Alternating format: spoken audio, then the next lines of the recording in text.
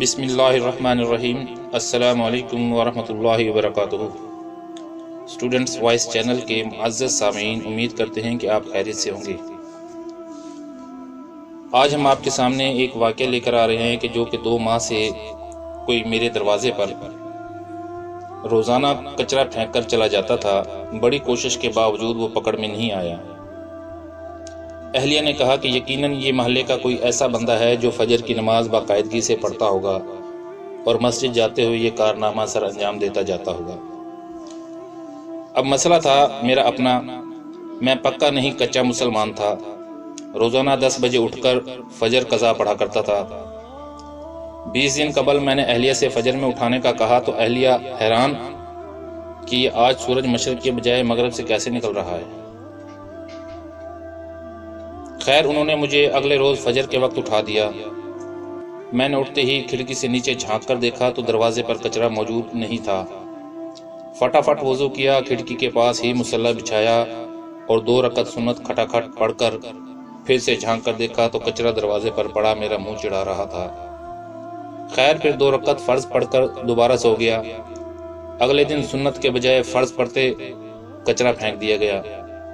4 دن اسی طرح گزر گئے، لیکن کچرا پھینکنے والے کو پکڑ نہیں پایا۔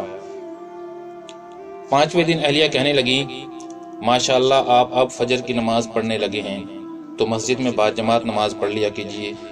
بات دل کو لگی اور 5ویں دن سنت گھر میں پڑھ کر جماعت سے 15 منٹ پہلے دروازے پر کرسی لگا کر بیٹھ گیا اور محلے کے نمازی حضرات کو آتے دیکھنے لگا کہ کس نمازی کے ہاتھ میں کچرے کا شاپر ہے، لیکن افسوس سارے خالی ہاتھ آتے دکھائی دیے۔ نماز پڑھ کر آیا تو دروازے پر کچرا موجود نہیں تھا۔ 1 ہفتے مسلسل پابندی سے باجماعت نماز پڑھنے کے بعد میں نے اہلیہ سے کہا، بیگم اب کچرا پھینکنے والا شاید ڈر گیا ہے، جب ہی کچرا نہیں پھینک رہا۔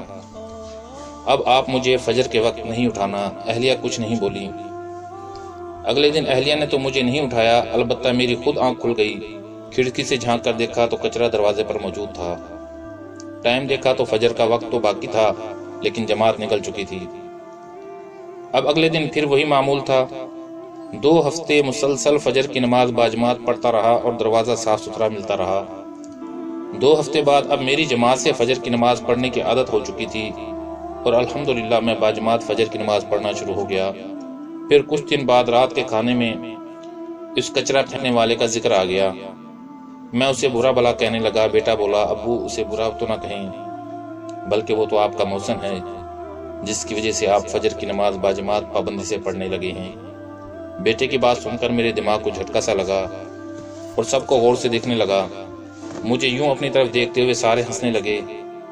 بیٹا کہنے لگا، ابو آپ کی وہ محسن اور کوئی نہیں بلکہ امی ہیں، آپ امی کا شکریہ ادا کیجیے۔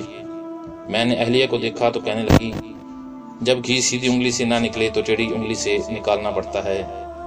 یہ سبق ہے سب بیویوں کے لیے، وہ چاہیں تو اپنی اولاد کے علاوہ اپنے خاوند کی بھی تربیت کر سکتی ہیں، ہاں اگر وہ خود تربیت یافتہ ہوں۔